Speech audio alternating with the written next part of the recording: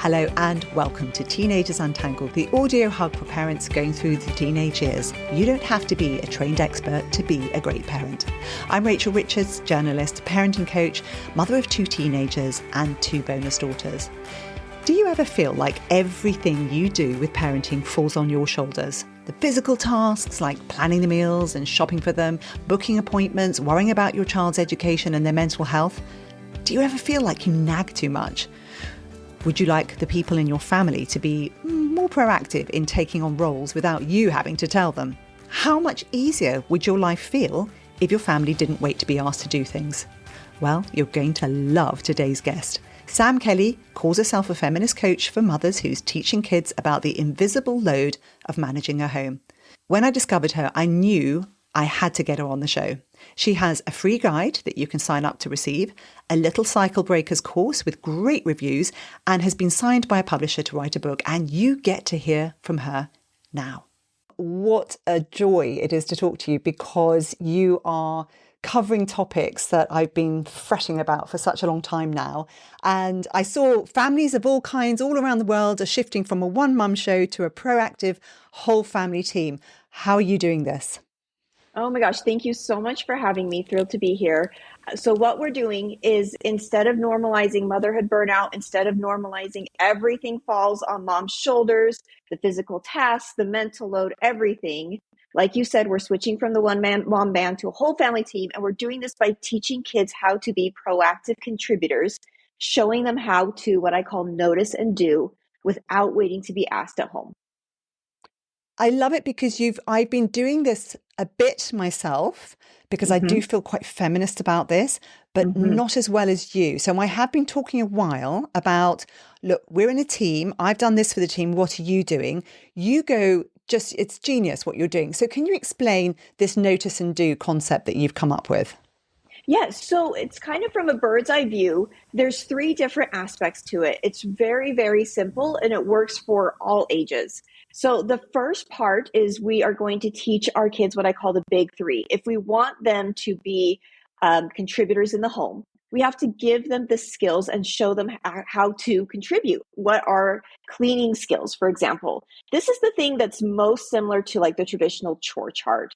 So it gives kids a sense of familiarity and safety, of like, oh, okay, I know what this is. I've done this before, instead of just like ripping the rug totally out from underneath them and doing something completely new overnight. So my kids' big 3 is, every day they wake up and make their bed. Every day they check to see if the dishwasher needs to be unloaded, and then they take a section of the dishwasher and unload it. And then they now manage the entirety of their laundry cycle all on their own, but we didn't start that way. I think that can seem very, very overwhelming. We started with, for example, an easy way would be like taking all of your laundry in your room, your dirty laundry, putting it in the laundry basket, and then anything that's clean on your floor, folding and putting away. The big 3 can be anything you want it to be. You could even start with 2. It doesn't really matter. Just think of daily tasks that you want your kids to be responsible for and have ownership over. The second part is the notice and do. So this is teaching kids how to notice. Just because we as women and moms are like pro noticers, because this is the job that we've had to do forever, doesn't mean that our kids are naturally going to know how to do it. So we teach our kids how to notice what needs to be done in the home. We walk them through the rooms. We give them examples. We make what has been previously invisible visible by narrating our own thought process. It's going to sound a little bit unhinged to you at first, but again, it's kind of pulling back the curtain in your own brain so they can understand what goes into noticing and how to notice. The third part of it is what I call cycle breaking conversations. And this is talking to kids in simple, understandable, age-appropriate ways about these feminist concepts, about societal gender expectations in the home, what burnout means, what inequity means, and why. It's the deeper why behind all of this, why we're doing this. Because we're not doing this just because mom said so. We're not doing it to make mom happy.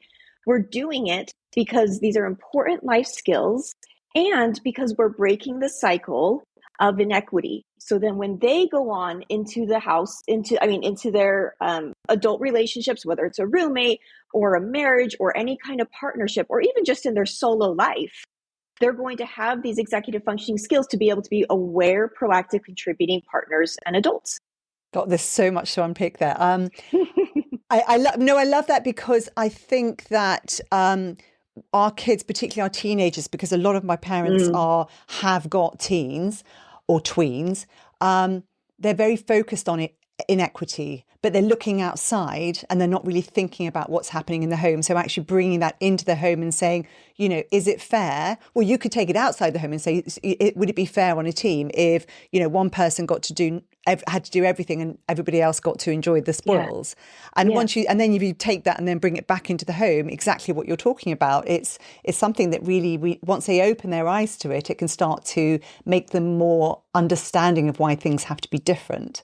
You mentioned executive skills, and I love that, because I recently did an episode talking about executive skills, because often people think their kids are lazy.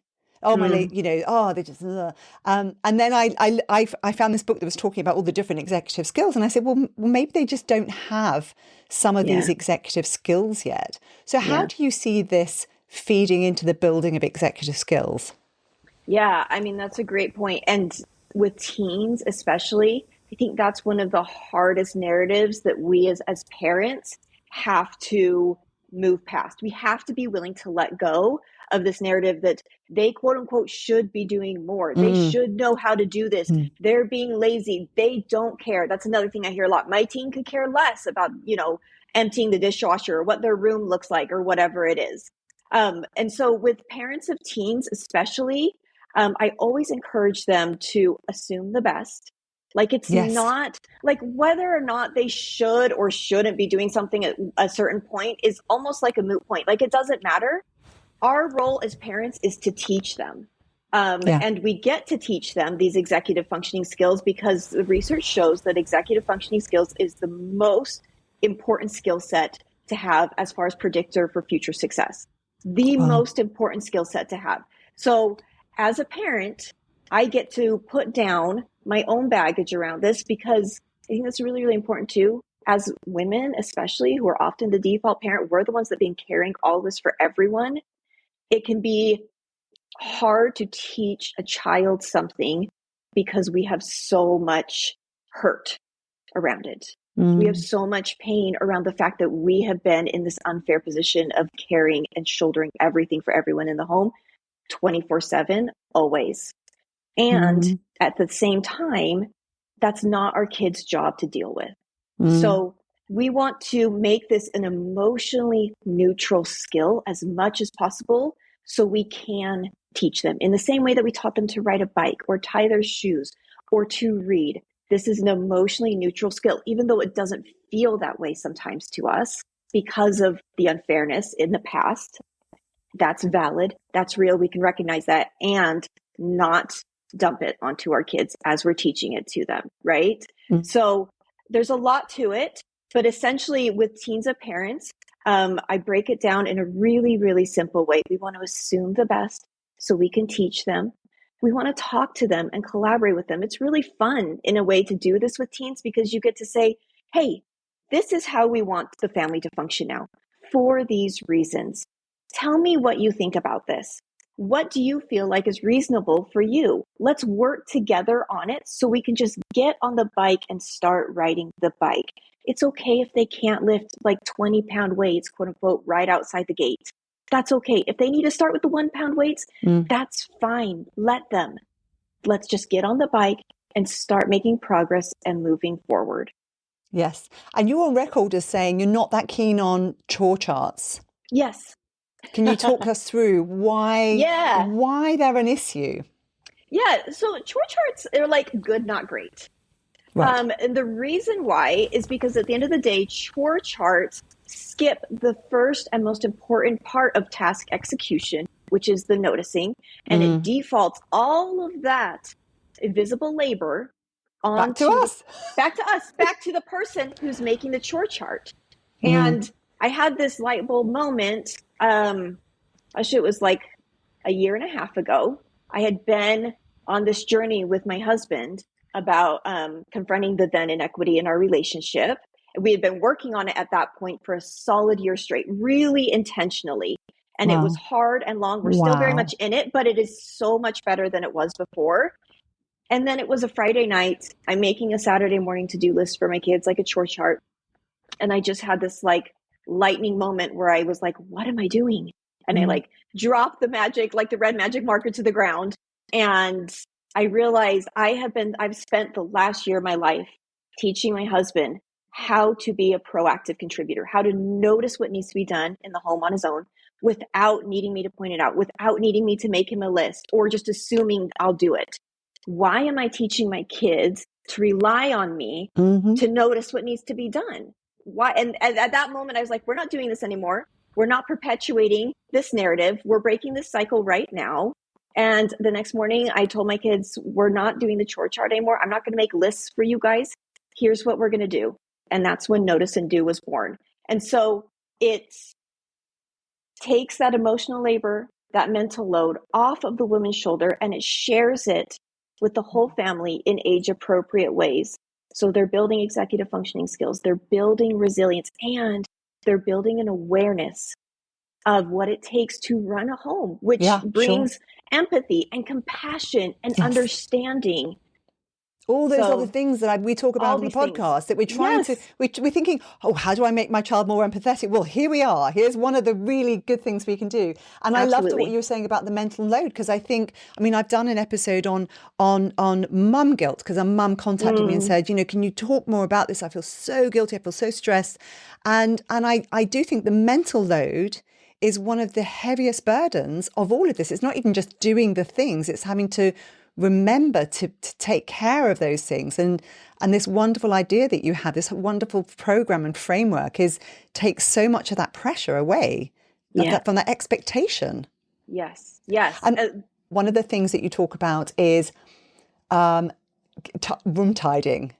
Massive. Everyone's going, wait. Well, what are we talking about here? Because this is my biggest bugbear. Everyone's so irritated by the unbelievably messy rooms. And you talk about decluttering the rooms and how they can use these techniques to do this. So please help us. Yes. Okay. So room cleaning, or what I call a reset, that is a separate thing from the decluttering. Right. I think you're referring to a post that I did last week about decluttering. We did it in the new year. We do that probably like once every 6 months, and there's a process to that. So it's not like an ongoing regular thing. But once you teach your kids these noticing skills, it makes things like decluttering a whole lot easier. As far as the room itself, on just like a daily lived basis, I actually let them have control over whether or not they want their room to be clean or not, with a few exceptions.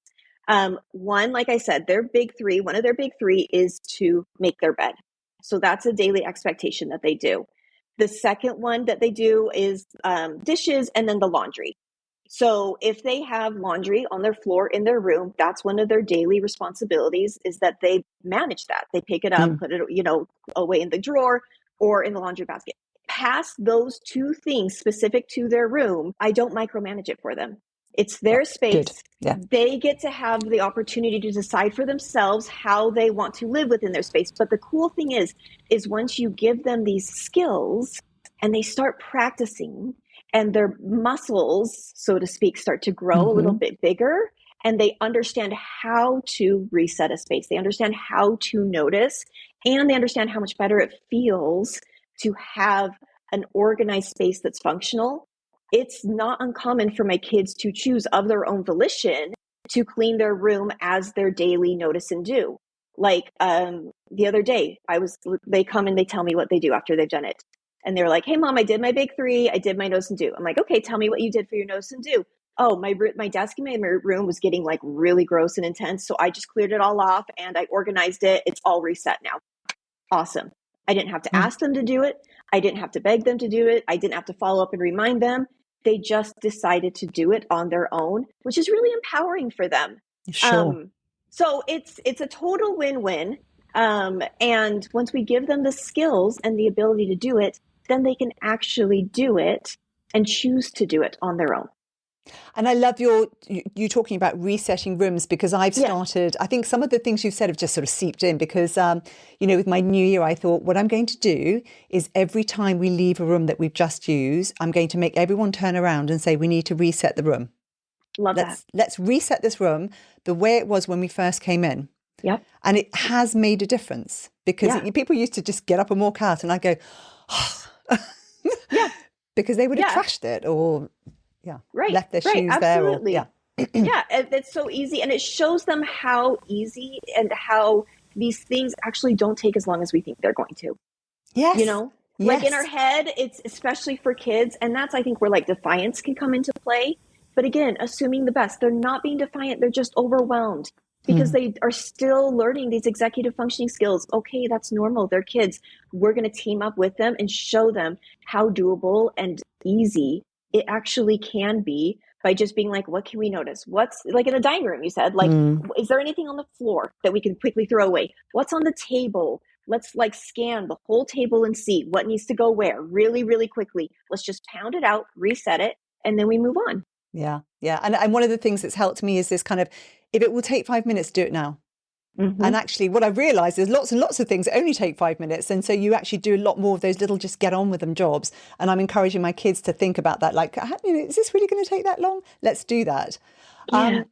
And what about neurodivergent kids? Because I have found I've got different kids. I've got I've got two bonus daughters and I've got two other daughters. And one thing I noticed that was a real eye-opener for me recently was that the neurodivergent children don't pick things up from other people. They don't notice.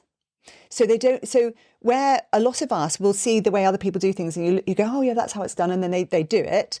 The neurodivergent child, and again, they vary, will not learn that. And so, for example, things have to be really explicitly explained.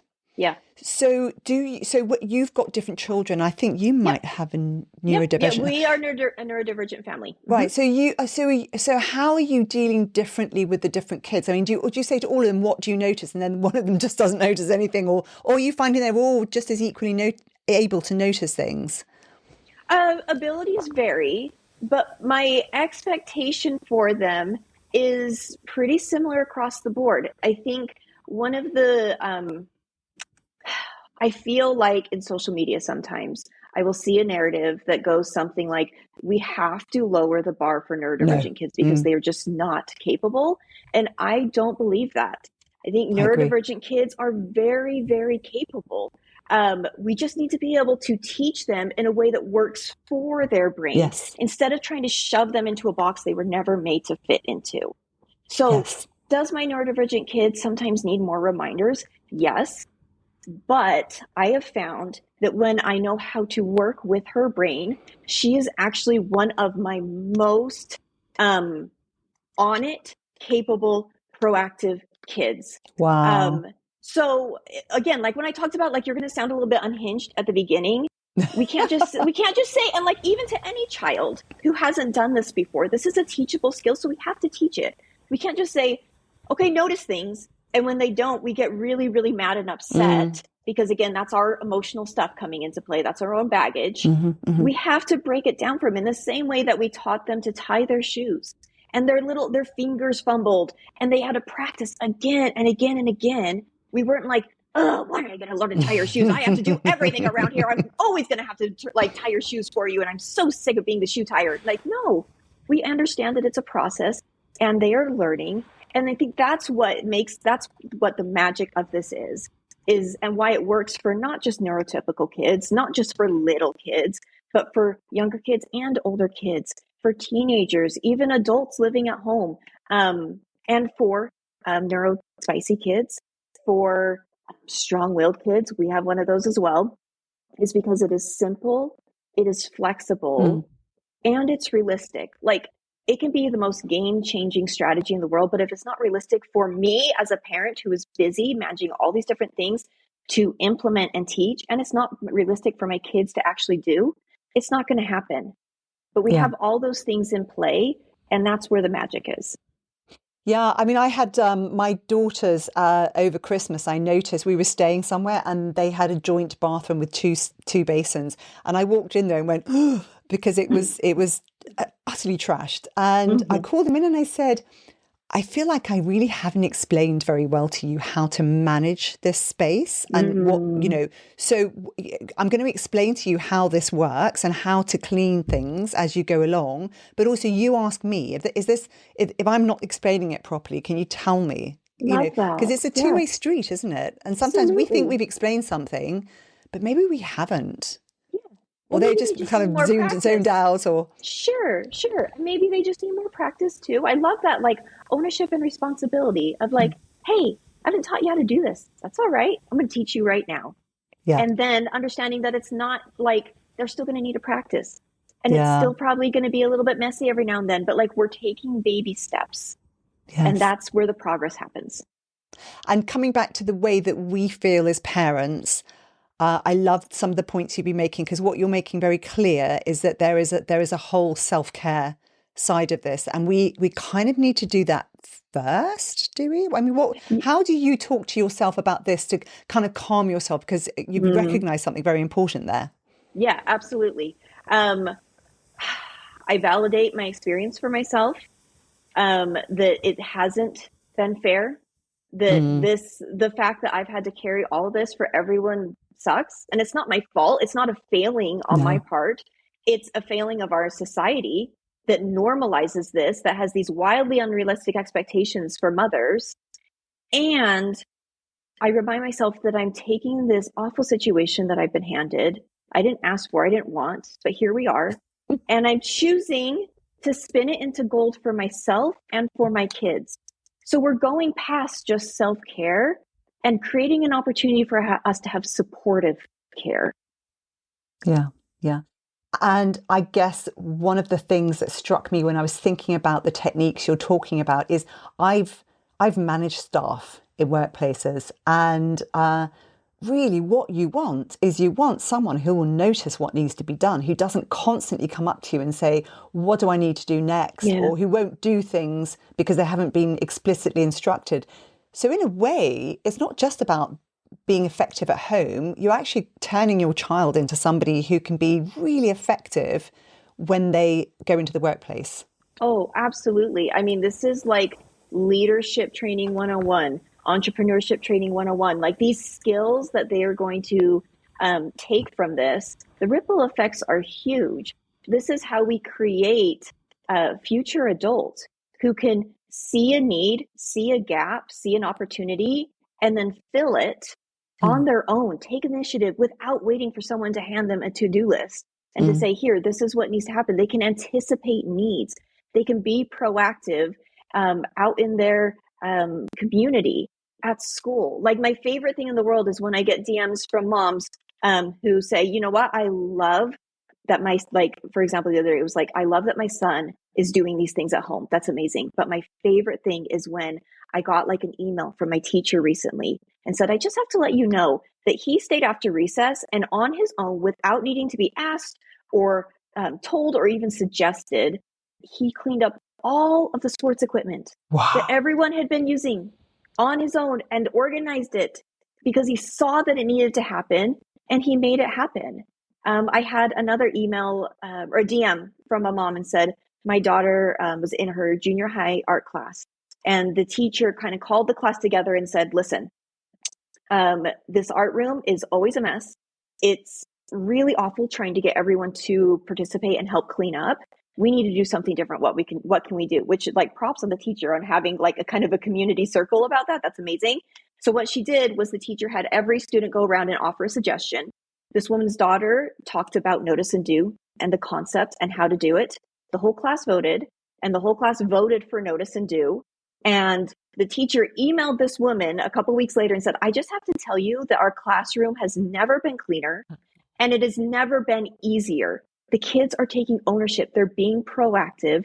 They have the freedom to choose what and how they want notice instead of like being told and given assignments. Mm, And they're thriving.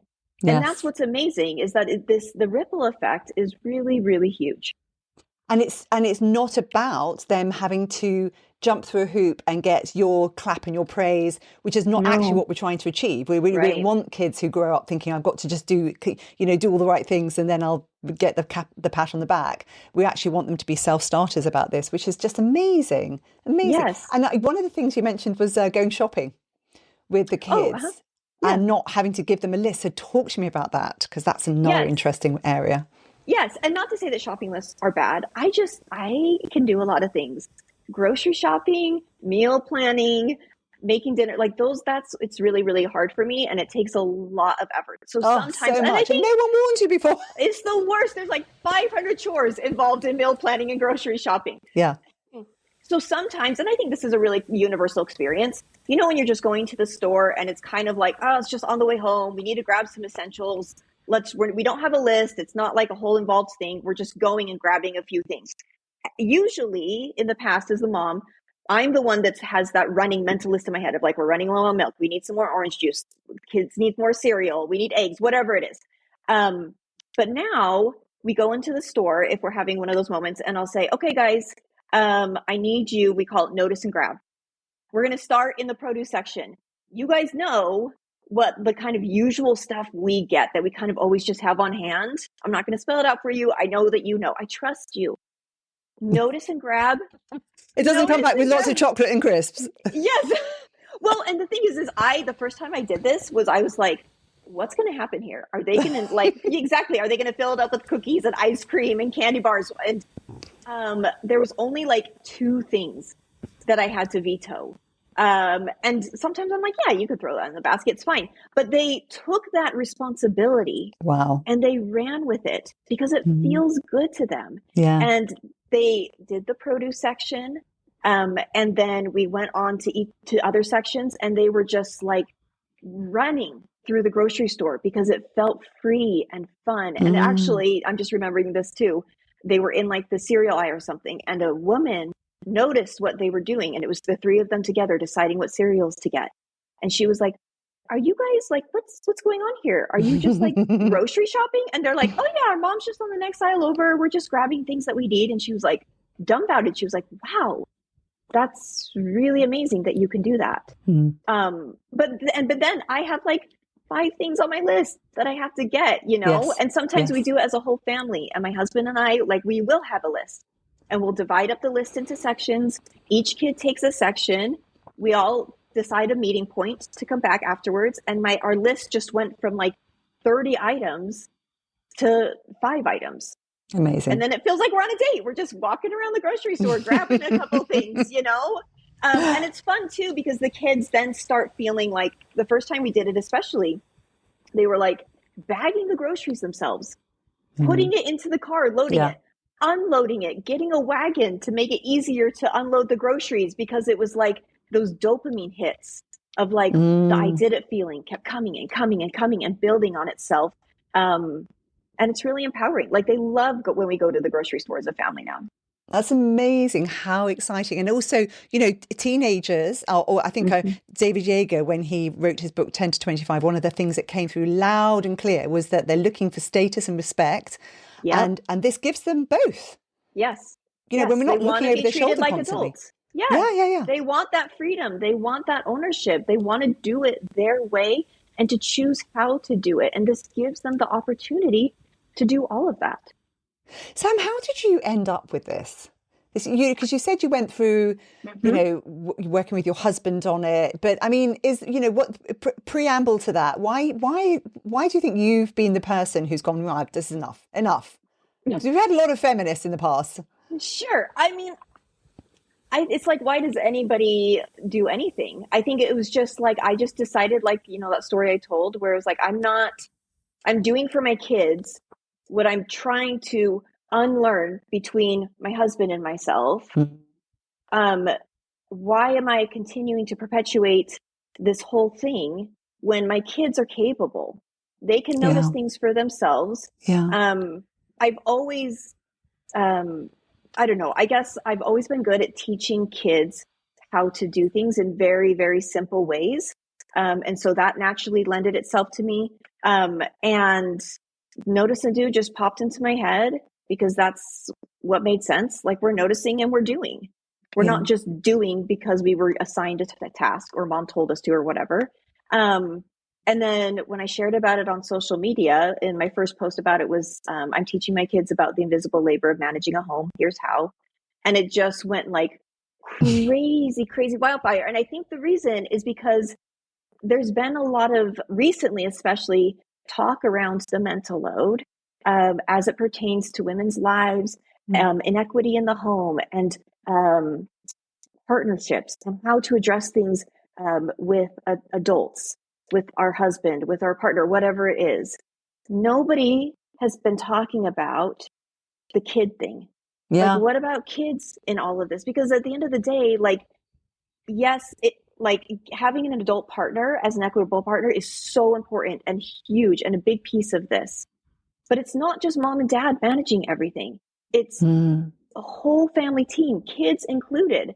That I always say that mental load is a whole family problem. Whole family problems require whole family solutions, and kids are part of the family.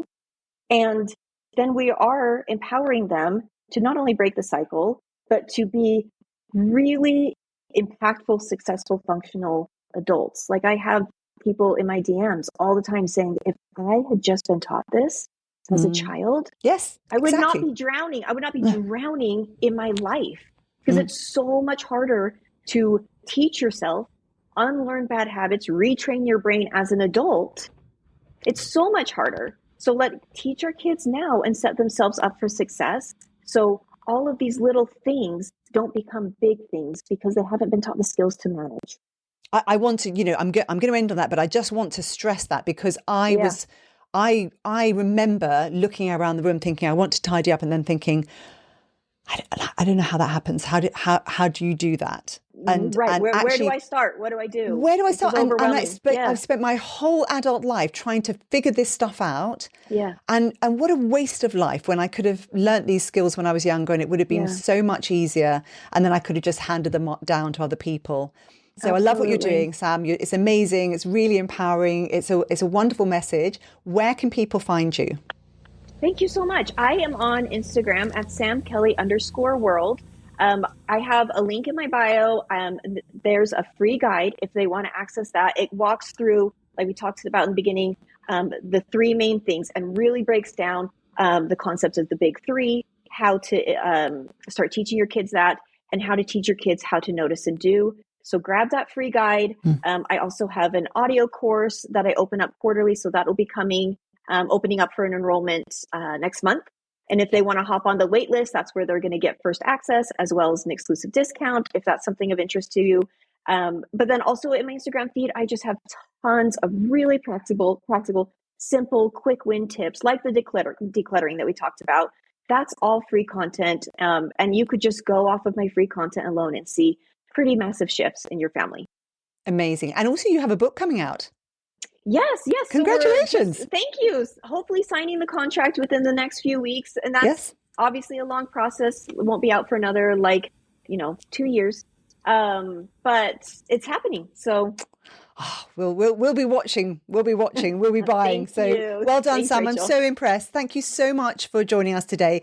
I'm sure all our listeners will be very grateful to you. Thank you, Rachel. So good to chat. That was Sam Kelly. What a great guest.